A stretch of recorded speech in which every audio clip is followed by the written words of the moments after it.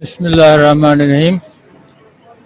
I'm Dr. Zulfikar Aslim, Associate Professor Surgery, Avicenna Medical College. The topic for today is large intestine, surgical problems of large intestine. Our learning objectives would be to appreciate the basic anatomy and physiology of the large intestine, range of conditions that may affect the large intestine, and then to understand the etiology and pathology of common large intestinal conditions, the principles of investigations of large intestine symptoms, importance of non-surgical management of large intestine problems, the principles of colonic surgery. Complex intestinal problems are best managed by multidisciplinary team. There must be a physician, surgeon, nutritionist, they must be involved, physiotherapist, multidisciplinary team is required. The management of acute surgical problems of the intestine is also the objective.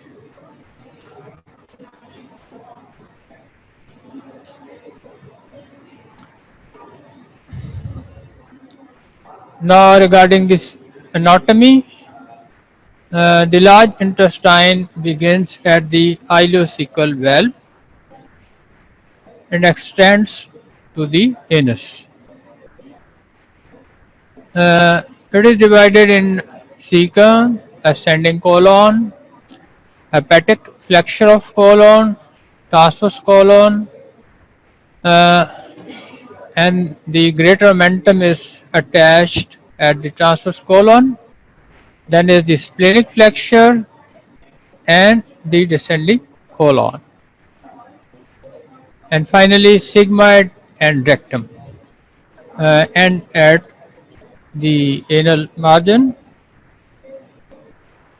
the large intestine is approximately 1.5 meter long but can be straightened at endoscopy to the cecum and can be reached with 70 centimeter of colonoscope. If the colonoscope is just 70 centimeter, you can straighten the colon on that scope, which is the colon which is 1.5 meter long. The colon is distinguished from the small bowel by having fat-filled peritoneal tracts known as appendici epiploiky. Appendices epiploiky and the tinea coli. The tinea coli are three flat bands of longitudinal muscle that run from the appendix base to the rectosigmoid junction. They act to pull the colon into its sacculated state, producing a series of hostrations.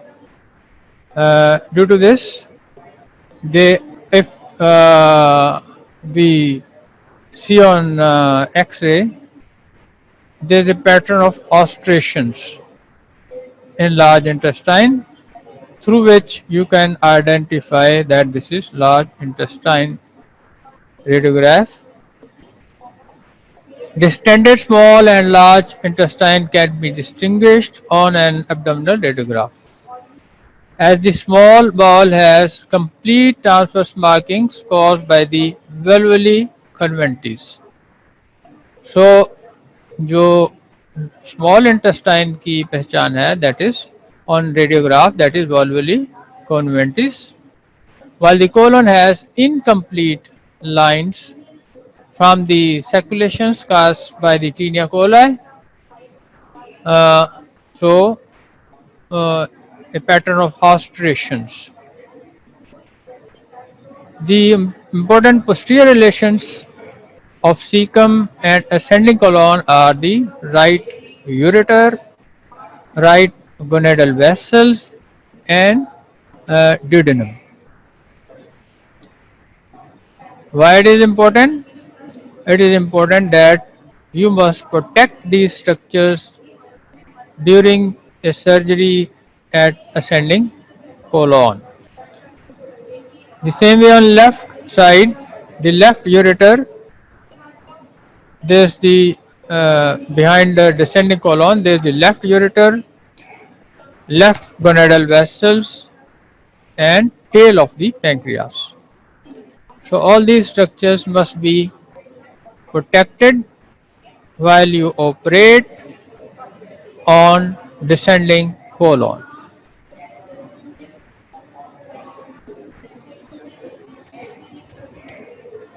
Now we come to the blood supply.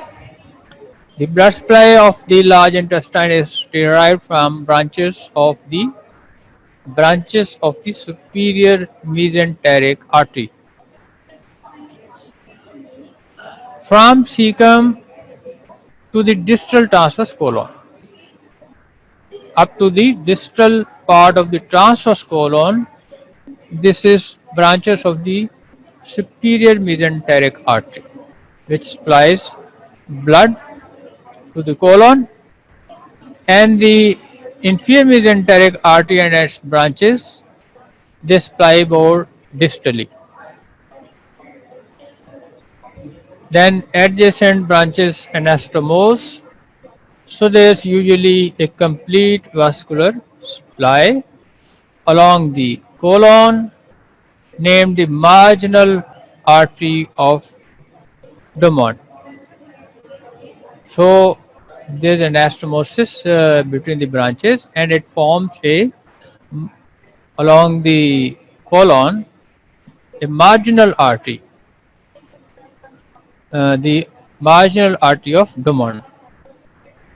This vessel is often the key blood supply to the vascular arcades, ensuring adequate perfusion of the colonic anastomosis.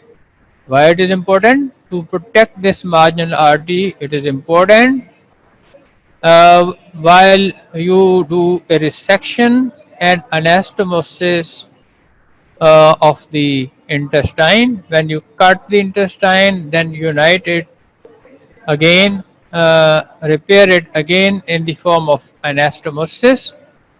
If the blood supply of the edges is damaged, there must be no healing, and the repair will fail.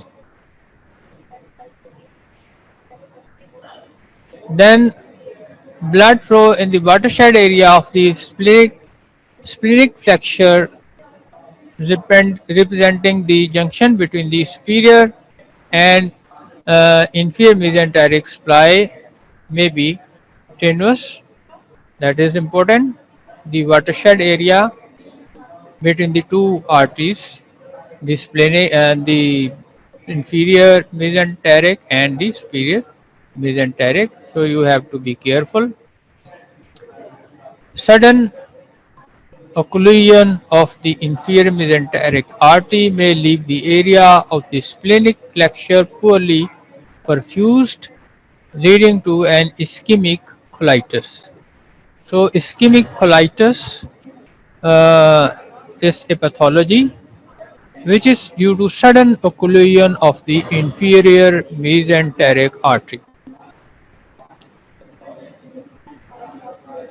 So the colon from the splenic flexure to the distal part, that is poorly perfused if there is ischemia of the inferior mesenteric artery, leading to an ischemic colitis. Venous and lymphatic drainage. If you come to the venous and lymphatic drainage of the colon, the vessels run along the arterial supply, and venous drainage is finally into the portal system. Venous drainages finally into the portal system. High ligation of the artery supplying a segment of colon will therefore also remove the draining lymph nodes. A key technical point in cancer surgery. Cancer surgery में आप चाहते हैं कि जो involve lymph nodes हैं, जिन lymph nodes के अंदर भी कैंसर के सेल्स चले गए हुए हैं, तो उन लिम्फ नोड्स को भी आप निकालना चाहते हैं। तो अगर आप आरटी को हाई लाइगेशन करते हैं तो उसमें लिम्फेटिक्स और लिम्फ नोड्स वो सारे आ जाते हैं और रिमूव हो सकते हैं आसानी से। So that is why it is important. The nerve supply to the large intestine is derived from the splanchnic nerves via a dense sympathetic plexus surrounding the superior and inferior mesenteric arteries. Why it is important? This is important because visceral pain from part of the colon supplied by the superior mesenteric artery is thus felt like that of the small intestine in the periumbilical region. So this nerve supply is important कि अगर आपको colon which is supplied by the superior mesenteric artery उस हिस्से में कोई pathology है तो आपको पेन पेरियम्बलाइकल रीजन में होगा, जैसे कि स्मॉल इंटेस्टाइन में भी यही होता है कि स्मॉल इंटेस्टाइन का कोई भी विसरल पार्ट जो है वो इन्फ्लेम्ड है तो उसका पेन जो है periumbilical around the umbilicus आपको फील होगा, जबकि डिस्टल जो कोलन है उसका जो पेन है वो सुप्रा अम्बलाइकल रीजन में आपको फील होगा। Distal part of the transverse colon, splenic flexor, descending colon का जो पेन है वो आपको सुप्रा अम्बलाइकल रीजन में फील होगा। Now we come to the physiology of the large intestine. The principal function of the colon is absorption of water. About 1000 ml of ileal contents enter the cecum every 24 hours. हर 24 घंटे के अंदर तकरीबन 1 litre जो आइलियल contents हैं वो colon में आते हैं।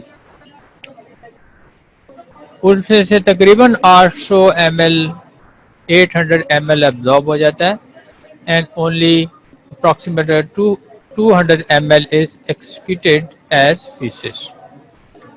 इसी तरह सोडियम एब्जॉर्प्शन है जिसकी एब्जॉर्प्शन के लिए एक एक्टिव ट्रांसपोर्ट सिस्टम होता है in the wall of the intestine, large intestine, while chloride and water are absorbed passively. Then another function, so this was the water absorption, sodium absorption, chloride absorption. Then another function of large intestine is fermentation of dietary fiber. Fermentation of dietary fiber in the colon by the normal colonic microflora, which leads to the generation of short chain fatty acids, which is important metabolic fuel for the colonic mucosa. colonic mucosa को survive करने के लिए ये short chain fatty acid ज़रूरी होते हैं और ये शॉर्ट चेन फैटी एसिड बनते हैं bye fermentation of the dietary fibre in the colon. Diversion of the faecal stream may lead to inflammatory changes in the colon downstream।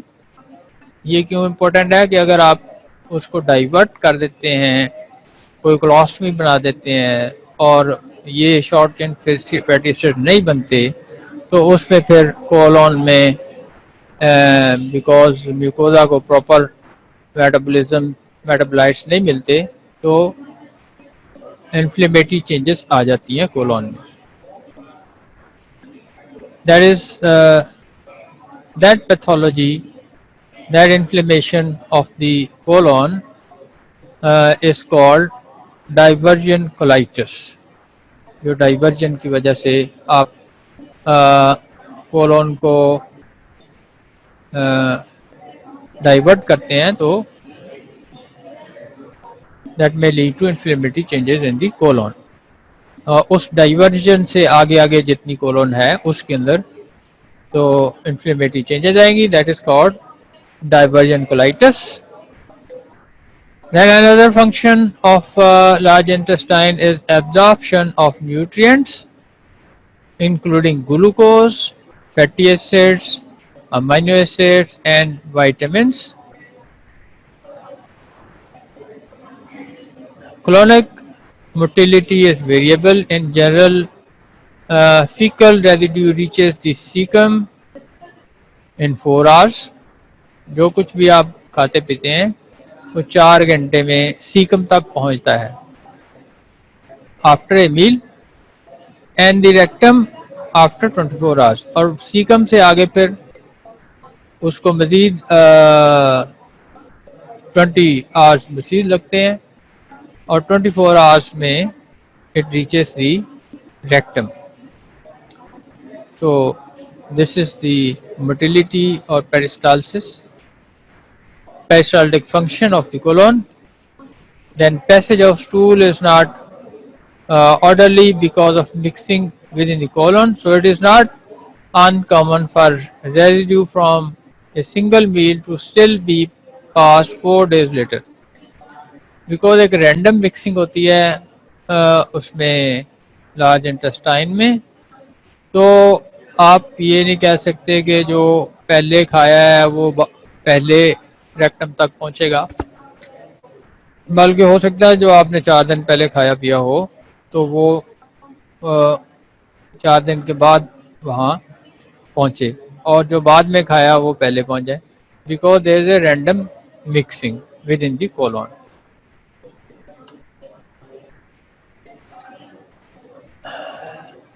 Then we come to various pathologies of large intestine. उसमें एक pathology है एडिनोमेटस polyps. Polyps बन जाते हैं large intestine में. इसमें they vary from a tubular adenoma जिसमें which is rather like a berry on a stalk, और दूसरा है villous adenoma which is more flat and spreading lesion. तो एडिनोमेटस पॉलिप्स 2 किस्म के हो सकते हैं. ट्यूबुलर एडिनोमा, आगे पिक्चर में हम देखते हैं, जिसमें एक स्टॉक है और ऊपर एक बेरी लाइक मटेरियल है, और दूसरा है विलस ट्यूमर्स जिसमें फ्लैट है ज़्यादा और स्प्रेडिंग लियन है. The villus tumors can cause diarrhea, mucus discharge and occasionally hypokalemia. Diarrhoea होगा तो पोटेशियम भी लॉस होगा तो हाइपोकलीमिया भी हो सकता है. हाइपोअल्ब्यूमिनीमिया, एल्ब्यूमिन भी लीक करेगा, एब्जॉर्प्शन प्रॉपर नहीं होगी. The risk of malignancy developing in an adenoma increases.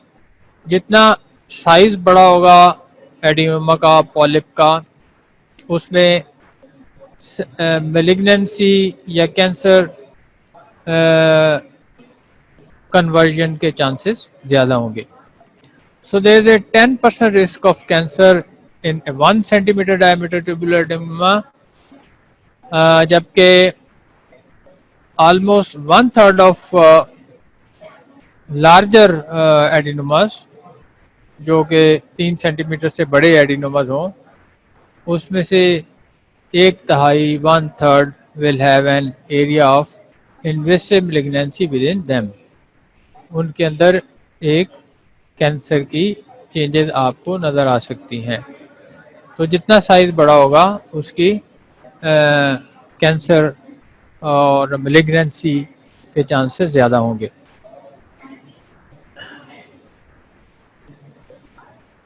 Classification हम देखते हैं थोड़ी सी।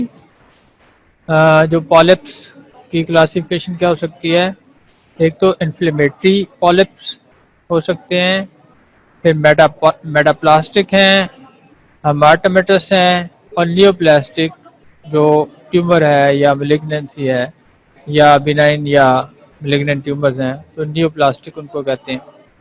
तो इन्फ्लेमेटरी पॉलिप्स सूडो पॉलिप्स भी इनको कहते हैं, इन्फ्लेमेशन की वजह से बनते हैं, ट्रू पॉलिप्स नहीं होते, सूडो पॉलिप्स होते हैं। और मेटाप्लास्टिक और हाइपरप्लास्टिक पॉलिप्स हैं जो हाइपरट्रॉफी की वजह से म्यूकोजा की पॉलिप्स बनते हैं, हाइपरप्लास्टिक और मेटाप्लास्टिक। हेमाटोमेटस जो है पिट्स जिगर पॉलिप्स इनको कहते हैं, जुवेनाइल पॉलिप्स भी कहते हैं। नियोप्लास्टिक जो है उसमें जैसे हमने ऊपर देखा एडिनोमास भी हैं विच इज ट्यूबुलर, ट्यूब्रोविलस और विलस एडिनोमास। कार्सिनोमा भी हो सकते हैं, कार्सिनोइड ट्यूमर भी हो सकते हैं। तो ये इसमें डिफरेंट लीजन्स की क्लासिफिकेशन है। एक तो सिंपल है, बिनाइन है, मेलिग्नेंट है, या दूसरा जो ट्यूमर्स हैं, ट्यूमर्स बिनाइन भी हो सकते हैं, मेलिग्नेंट भी हो सकते हैं। तो बिनाइन ट्यूमर्स जो है ट्यूबुलर हैं, ट्यूबुलर विलस हैं या विलस हैं, और मेलिग्नेंट जो है एडिनोकार्सिनोमा है या कार्सिनोइड ट्यूमर है।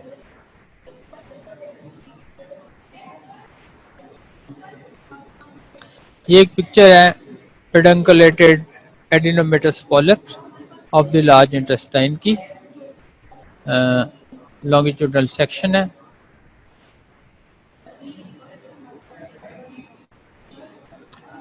ये एक एनाटॉमी जैसे पहले मैंने बताया कि सीकम से लार्ज इंटेस्टाइन शुरू होती है, सेंडिंग क्लोन है, फिर राइट फ्लेक्चर है, हेपेटिक फ्लेक्चर जिसको कहते हैं, फिर ये ट्रांसवर्स कोलन है, स्प्लेनिक फ्लेक्चर है, डिसेंडिंग कोलन है, ये सिग्माइड कोलन है, रेक्टम है और इनस है। तो ये एक पिक्चर फॉर्म में आपको एनाटॉमी पता चल जी। ब्लड सप्लाई जैसे मैंने बताया था कि सुपीरियर मेसेंटेरिक आर्टरी, ये देखें सीकम से लेकर के, तो ये ऑलमोस्ट ट्रांसवर्स कोलन का जो इनिशियल पार्ट है उसको सप्लाई करती है। और फिर इंफीरियर मेसेंटेरिक जो है ये distal transverse colon, splenic flexure, sigmoid descending colon, और ये यहाँ तक सप्लाई करती है। फिर रेक्टम को इंटरनल आइलिक आर्टरी से ब्रांचेस हैं, मिडल रेक्टल, इंफीरियर रेक्टल, और सुपीरियर रेक्टल जो है वो इंफीरियर मेसेंटेरिक से ब्रांच है। तो इस तरह ये ब्लड सप्लाई है।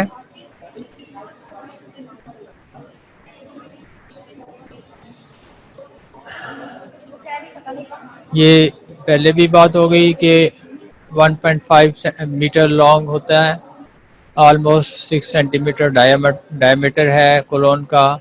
जैसे ये इसकी एनाटॉमी है, और इसके फंक्शंस जो हैं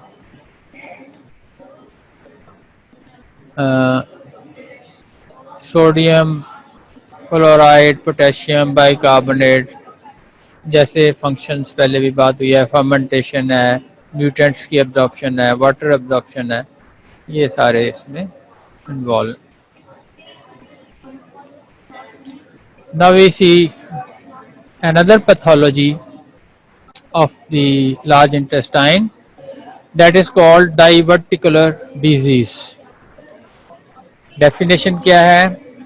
A chronic diverticulum is a sac-like pouch.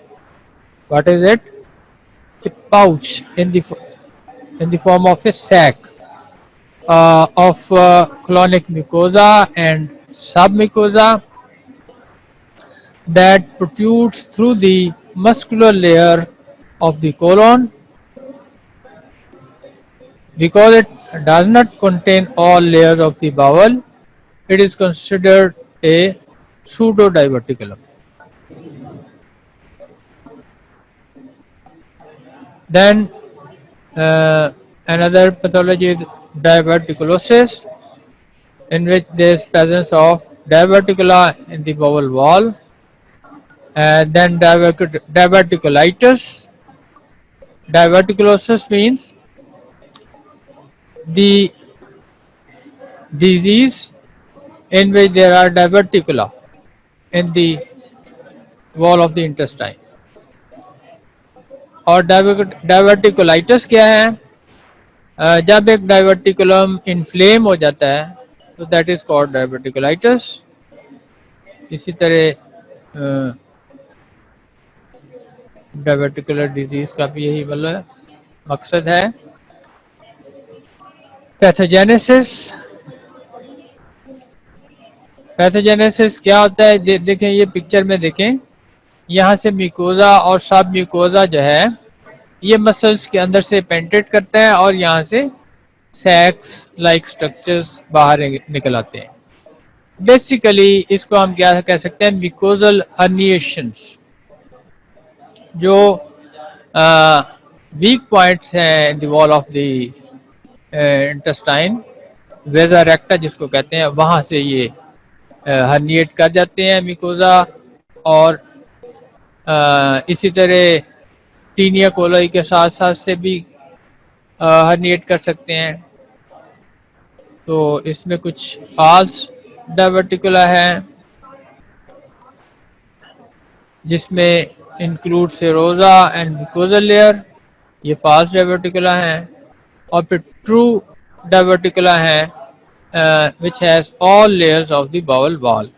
ये देखें यहाँ पे ऑल लेयर्स का एक सैक बना हुआ है, that is the true diverticulum. और जहाँ पे सिर्फ म्यूकोजा या सब म्यूकोजा हर्निएट करता है तो that is called A false diverticulum.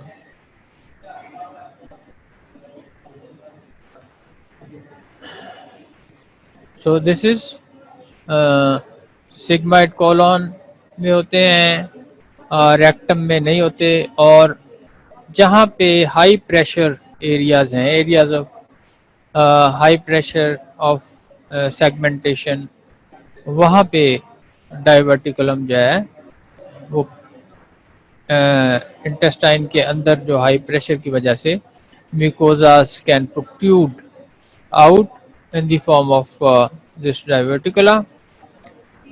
या इसी तरह डाइट में आपका फाइबर कम है तो ये भी एक कॉज है formation of diverticular disease. The modern diet है, जैसे बेकरी आइटम्स हैं या जो है ब्रेड्स बर्गर्स वगैरह, ये वो रिफाइंड फ्लोर की वजह से.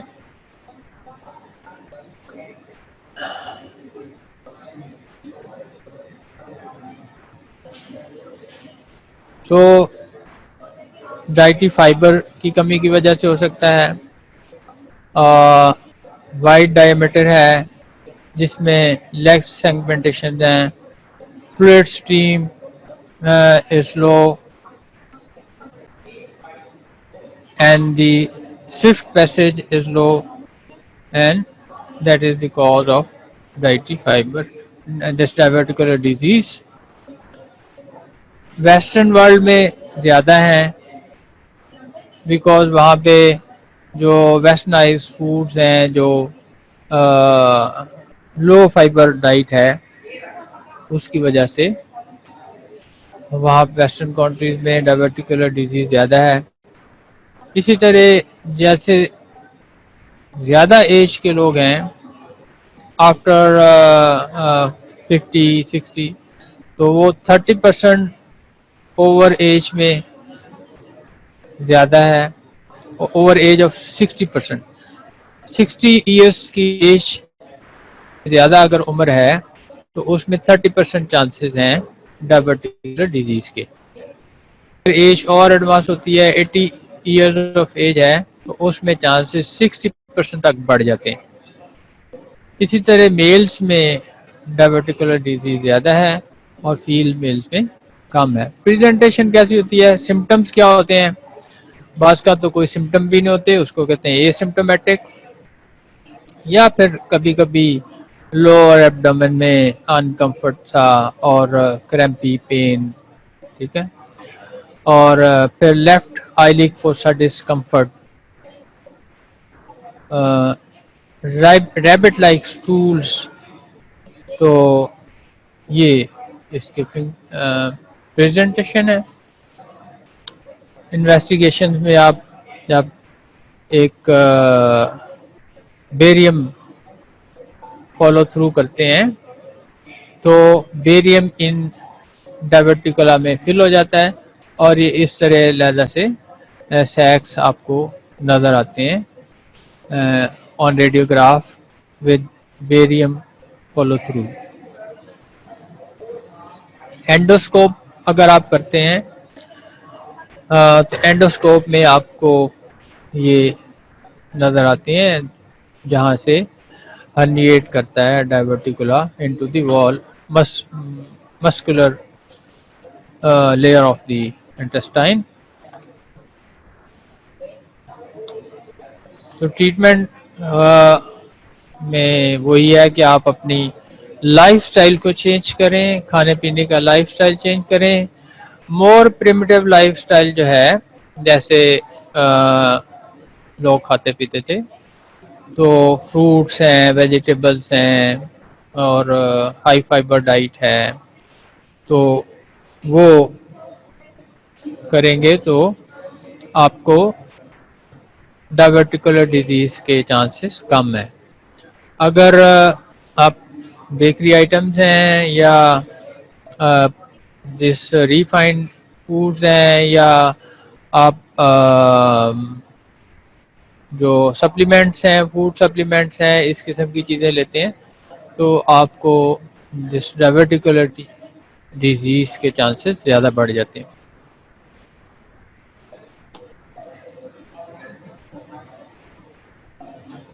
इसी तरह अगर आपको पेन है तो कुछ एंटीस्पास्मोडिक ड्रग्स ले सकते हैं फॉर पेन, सिम्टोमेटिक रिलीफ के लिए। कॉम्प्लिकेशंस क्या हो सकती हैं? फ्लैगमॉन, वहाँ पे जो डायबिटिकुलम है उसके अंदर कुछ अगर क्विकुलेंट मटेरियल जाता है और वो कैल्सीफाई हो जाता है और दैट इज़ कॉल्ड फ्लैगमॉन।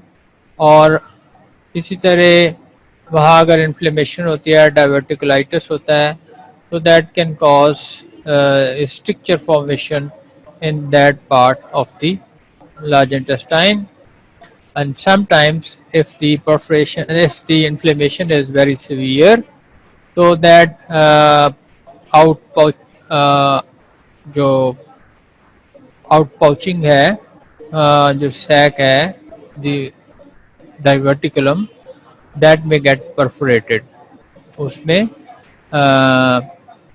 पंक्चर होगा, परफोरेशन होगी, इंटेस्टाइनल कंटेंट्स जो है वो पेरिटोनियम में आएंगे, पेरिटोनाइटिस होगा और फिर जो है कॉम्प्लिकेशन सेप्टिसीमिया इन्फेक्शन के बढ़ जाएंगे।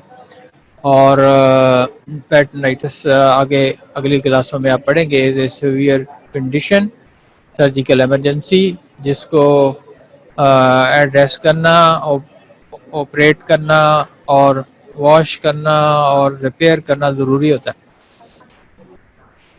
इसी तरह अगर वो वॉल ऑफ हो जाए वहाँ पे तो लोकलाइज एक एब्सेस वहाँ पे बन जाएगी, ठीक है।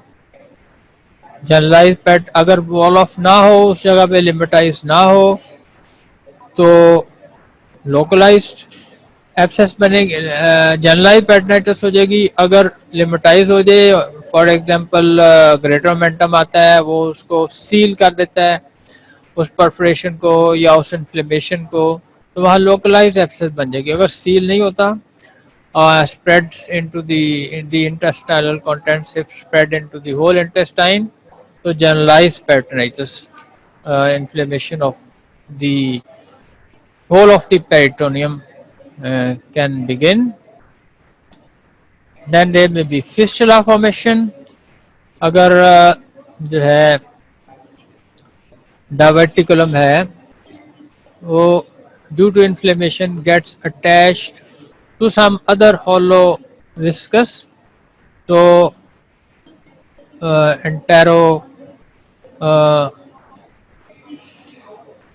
एंटेरिक फिस्टुला बन सकता है, स्मॉल इंटेस्टाइन के साथ एक फिस्टुला बन सकता है, ब्लैडर के साथ फिस्टुला बन सकता है. तो fistula is a communication between two hollow viscera, so that can create a fistula formation. जैसे colovesical between colon and bladder, colovaginal fistula, और कोलो एंटेरिक फिस्टुला, कोलोन का फिस्टुला स्मॉल इंटेस्टाइन के साथ बन जाए. और कोलोक्यूटेनियस फिस्टुला है कि अगर स्किन के साथ वो डायवर्टिकुलम अटैच होता है तो वहाँ से स्किन को परफोरेट करता है और the fistula develops between skin and colon. The intestinal contents may come on the skin. और इसी तरह इन्फ्लेमेशन की वजह से ब्लीडिंग भी हो सकती है वहाँ पे. Diverticulitis, inflammation of the diverticulum. इसकी प्रेजेंटेशन क्या है, अभी पहले भी बात हमने कर ली है. लोअर एब्डोमिनल पेन है, स्पेशली लेफ्ट आइलिक फोसा में, और अगर उसमें कुछ इन्फ्लेमेशन ज़्यादा है या कोई परफोरेशन है तो पायरेक्सिया, फीवर भी हो सकता है. और अगर जो है लोकलाइज्ड है या जनरलाइज्ड पेटनाइटिस है तो उस एरिया में टेंडरनेस होगी, गार्डिंग होगी in the left iliac fossa. और इसी तरह अगर आप ब्लड टेस्ट कराते हैं कंप्लीट ब्लड पिक्चर में वाइट सेल काउंट ज़्यादा होगा और सी रिएक्टिव प्रोटीन का लेवल भी ज़्यादा होगा.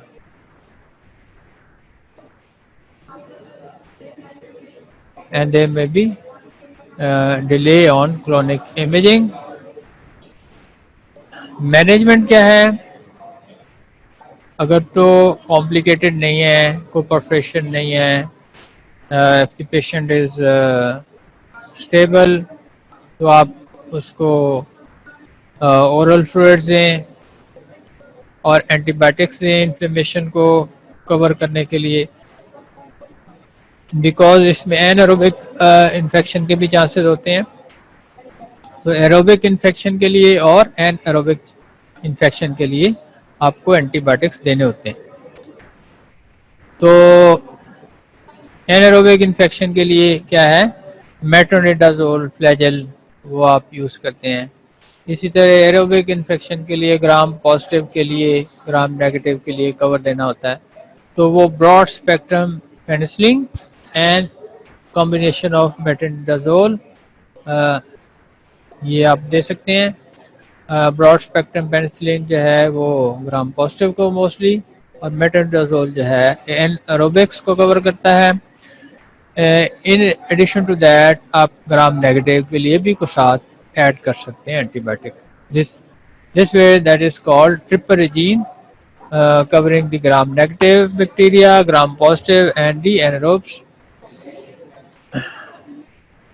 And if the lesion is resolving, then you can switch on to the oral antibiotics.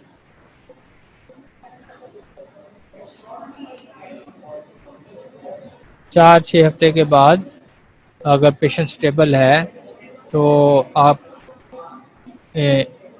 Enema करके बेरियम का, और उसमें आप बाद में इन्वेस्टिगेट करेंगे कि कौन कौन सी जगह पे डायवर्टिकुला मौजूद हैं. तो बेरियम एनिमा से वो डायवर्टिकुलाए लाइन अप हो जाएंगे और आपको ऑन एक्स से जो है ओपेक शेडोज विजुअलाइज हो जाएंगे and you can know.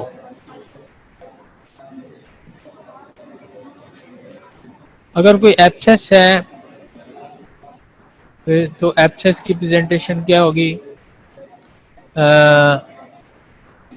कि वो बंदा ठीक नहीं हो रहा. डायवर्टिकुलाइटिस था, आपने एंटीबायोटिक्स वगैरह दिए, द पेशेंट रिकवर्ड, लेकिन if there is no recovery, there are chances that there is some abscess over there, और abscess के अंदर antibiotics cannot penetrate. तो उसमें फिर स्पाइकिंग टेम्परेचर्स होते रहते हैं, कभी टेम्परेचर बढ़ गया, कभी लो हो गया, कभी बढ़ गया कभी. तो this indicates कि there is some infection in the form of abscess. और abscess अगर आप पैल्पेट करते हैं ऑन क्लिनिकल एग्जामिनेशन, वो भी आपको फील हो सकती है in the form of an obvious mass. और अगर आप उसको अल्ट्रासाउंड करते हैं, वहाँ पे भी आपको पता चल जाएगा कि there is a mass containing abscess, containing pus. तो principle of the management is कि एंटीबायोटिक्स वगैरह तो पहले बात हो गई कि ग्राम पॉजिटिव, ग्राम नेगेटिव और एनारोब्स को कवर करेंगे आप. और लेकिन एब्सेस अगर है तो may be that will not respond to simple antibiotics. उसके लिए you need to drain the abscess. तो एब्सेस ड्रेन करने के डिफरेंट मेथड्स हैं. मिनिमल इन्वेसिव मेथड है कि under CT control, under radiographic control आप नीडल डालें, उसको एस्पिरेट कर लें एब्सेस को. और if that is not possible then percutaneous drainage है, ओपन करें और उसको एब्सेस को ड्रेन करें. Only then the patient will respond.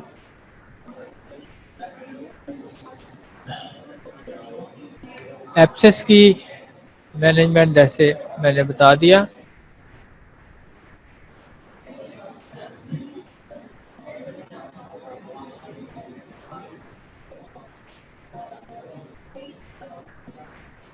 उसको ड्रेनेज चाहिए. अगर कोई कॉम्प्लिकेशन ज़्यादा है, बावल वॉल ज़्यादा इन्वॉल्व है और आप उसको रिपेयर नहीं कर सकते, उसमें उसमें परफोरेशन के और लीकेज के चांसेस ज़्यादा हैं. अगर आप रिपेयर करें तो फिर आप क्या करते हैं, उस part of that colon proximal to that lesion उसको आप एक्सटीरियराइज कर देते हैं, और that is called the colon, that is called the colostomy. अगर आइलियम है तो आइलियोस्टमी, अगर कोलन है तो क्लोस्टमी.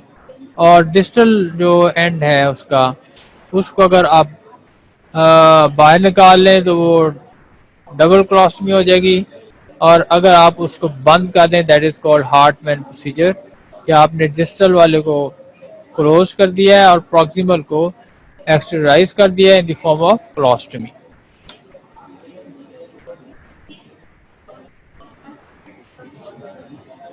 तो अगर तो सिंपल एब्सेस थी, उसकी प्रेजेंटेशन और मैनेजमेंट आपने देख ली. और अगर परफोरेशन है तो परफोरेशन में जैसे पहले बात होगी, दो किस्म का हो सकता है. अगर तो लोकलाइज पेरिटोनाइटिस है तो उसका और सिम्टम हो गया. जनरलाइज पेरिटोनाइटिस है, उसकी प्रेजेंटेशन डिफरेंट होगी. तो लाइक जनरलाइज पेरिटोनाइटिस में क्या होगा कि सीवियर जनरलाइज एब्डोमिनल पेन होगी, सडन ऑनसेट की पेन होगी, शॉक भी हो सकता है पेन की वजह से, और सेप्टिसीमिया की वजह से भी शॉक हो सकता है. फिर अगर आप क्लिनिकल एग्जामिनेशन करते हैं, पेट पे हाथ रखते हैं, you will feel a guarding in the abdominal wall. Board like guarded abdominal wall होगा. और थोड़ा सा प्रेस करेंगे तो patient will feel severe pain, that is called tenderness. अगर आप उसको छोड़ दें एकदम से और वो विशल जो पेरिटोनाइटिस है हिट्स दी पैराइटल पेरिटोनियम, तो उसको एक रीबाउंड टेंडनेस भी फील होगी। तो टेंडरनेस एंड रीबाउंड टेंडरनेस, ये this is a feature of the peritonitis.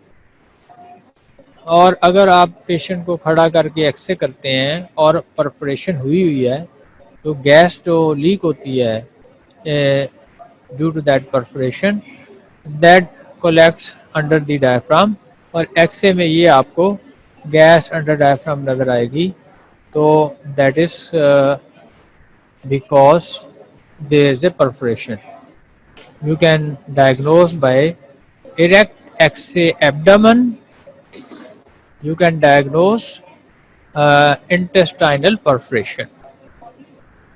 ये ठीक है, ये दोनों साइडों पे आप देख सकते हैं इस रेडियोग्राफ में।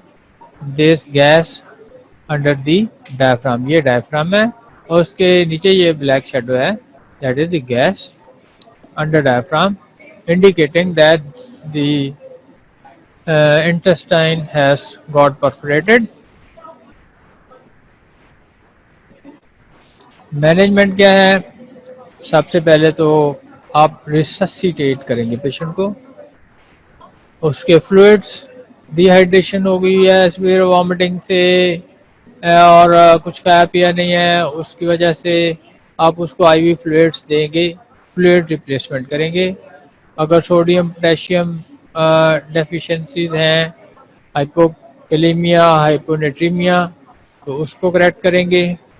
और इसके अलावा फिर आपको एंटीबायोटिक्स, जैसे बात हुई है ट्रिपल रेजीम है, ग्राम positive, gram negative and the anaerobes के कवर के लिए मेट्रोनिडाजोल एंटीबायोटिक्स देंगे।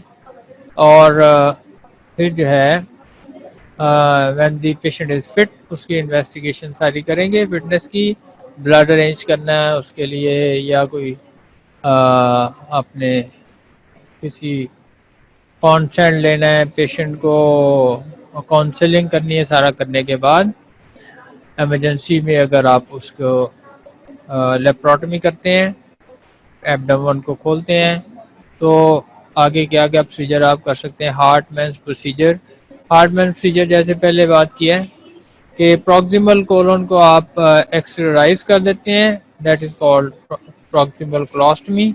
और डिस्टल एंड को अगर आप क्लोज कर दें तो that is called a Hartmann procedure. और फिर आपको एब्डोमेन में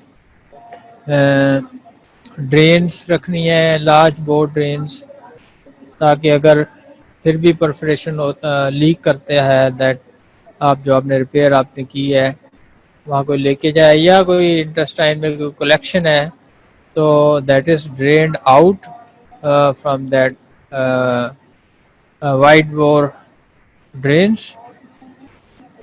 लेकिन मोर्टेलिटी फिर भी ज़्यादा है। मोर्टेलिटी क्यों ज़्यादा है?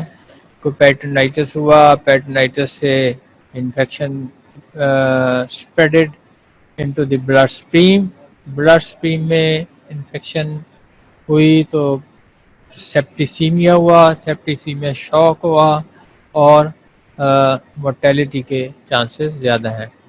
तो दी must be an emergency situation and a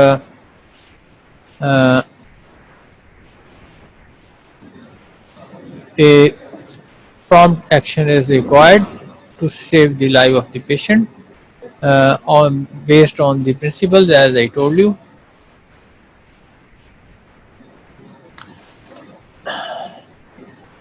फिर इसके अलावा फिस्टुला की जैसे हम बात करते हैं तो उसमें प्रेजेंटेशन क्या होती है, जैसे कोलोवेजाइकल फिस्टुला है तो कोलोनिक कॉन्टेंट्स जो हैं वो यूरिन में आने शुरू हो जाएंगे, यूरिन ब्लैडर में आएंगे, और साथ और भी पेशेंट को अनइजीनेस होगी और सेप्टिसीमिया और इन्फेक्शन, यूरिनरी ट्रैक्ट इन्फेक्शंस ये वगैरह।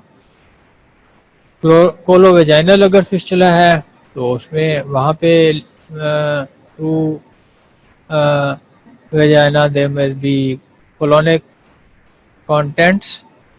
कोलो एंटेरिक फिस्टुला है तो उस तरह की प्रेजेंटेशन होगी। अगर स्किन के ऊपर फिस्टुला बनता है तो leakage of the intestinal contents on the skin. और तो इस तरह सिम्टम्स जो हैं that depend on the type of the fistula। तो ये जैसे मैंने पहले बता दिया कि जिस तरह का फिस्टुला होगा उस तरह की प्रेजेंटेशन होगी। और मैनेजमेंट क्या है, आप पहले तो इन्वेस्टिगेट करें और एनीमा करें। एनीमा से आपको पता चलेगा कि ये इंटेस्टाइनल कंटेंट्स किधर जा रहे हैं। बेरियम का जो एनीमा होगा, और ये देखिए बेरियम का एनीमा है वो पता बताएगा कि इंटेस्टाइनल कंटेंट्स कहाँ जा रहे हैं, और that will diagnose it correctly. और इसके अलावा फिर प्रॉपर एग्जामिनेशन है, सिग्माइडोस्कोपी है, ये इन्वेस्टिगेशन हैं पहले करेंगे। और उसके बाद फिर जो मैनेजमेंट है अकॉर्डिंगली वो आप या तो उसको रिपेयर करेंगे और उसको क्लोस्टमी करनी है या प्राइमरी रिपेयर करना है, वो आपको करना होगा इन लेयर्स।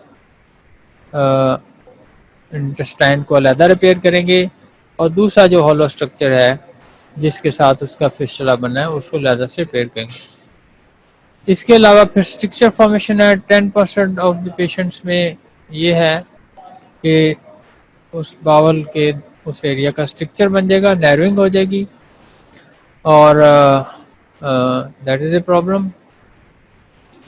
उसका क्रैम्पी एब्डोमिनल पेन होगी, कॉन्स्टिपेशन, डायरिया, थिन स्टूल होंगे, एब्डोमेन डिस्टेंड कर देगा। तो ये स्ट्रक्चर की प्रेजेंटेशन है, एब्डोमेन डिस्टेंड कर गया है और डायरिया होगा, थिन स्टूल होंगे, क्रैम्पी एब्डोमिनल पेन होगी। तो ये है मैनेजमेंट। उसमें आप उसी तरीके से बेरियम के साथ डायग्नोज करेंगे, कोलोनोस्कोप के थ्रू अगर डायलिटेशन कर सकते हैं, और या फिर उसको रिसेक्शन एस्मोसिस करते हैं या स्टिक्योप्लास्टी करते हैं, तो वो आपको करना पड़ेगा। ब्लीडिंग एक और कॉम्प्लिकेशन है,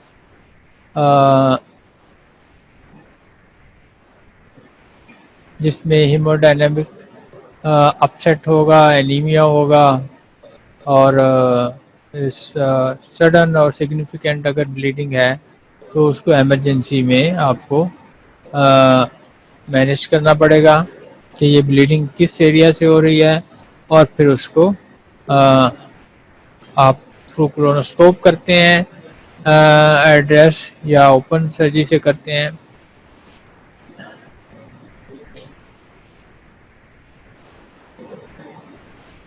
तो this is the management of bleeding through colonoscope या थ्रू ओपन सर्जरी। इसके अलावा फिर कोलोरेक्टल कैंसर्स हैं, उनकी हम पढ़ेंगे, और टाइप्स हैं, डिस्ट्रीब्यूशन है, स्प्रेड है, प्रेजेंटेशन है, उनकी इन्वेस्टिगेशन है कोलोरेक्टल कैंसर की, और उसमें प्रोग्नोसिस क्या है वो सारा कुछ हम पढ़ेंगे, और इन्वेस्टिगेशंस क्या क्या हैं डायग्नोज करेंगे, फिर उसमें क्या क्या सर्जरी किस करेंगे।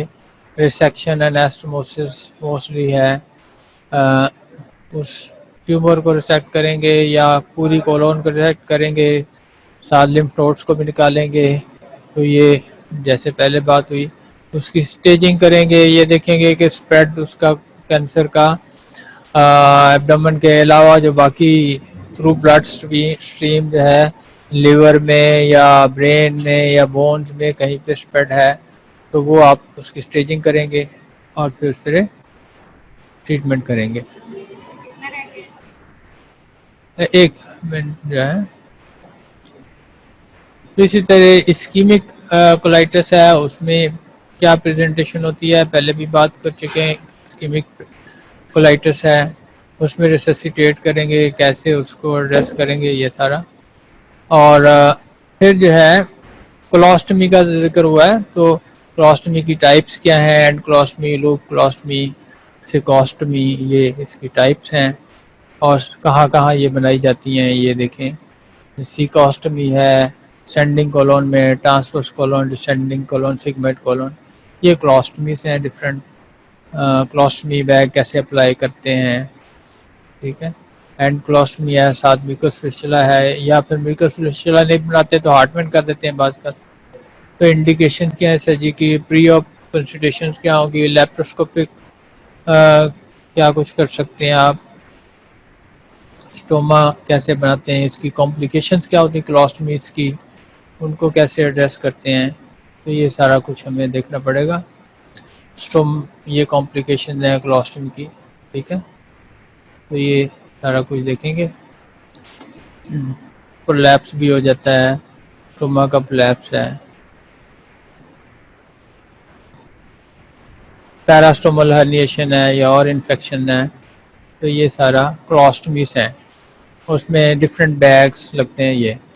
तो ये that was regarding the colon, तो ये पढ़ते रहेंगे इंशाल्लाह। थैंक यू वेरी मच, अल्लाह हाफिज़।